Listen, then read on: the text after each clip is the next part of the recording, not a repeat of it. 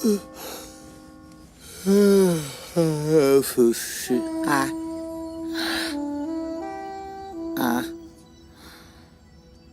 आ आ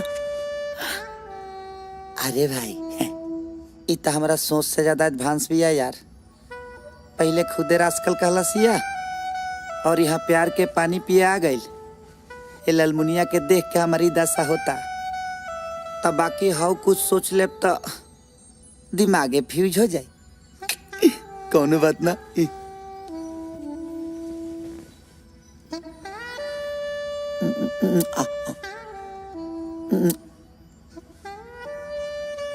कंट्रोल भांजे कंट्रोल। ए मामा ना भगवा हटा हटा। कंट्रोल भांजा कंट्रोल। ए मामा भागवा कि ना हटा। अब नारायणी के पानी बढ़िया गइल बा। बिना बांध तुरले कंट्रोल ना होई। तू रोक ले के बा दूरा ना।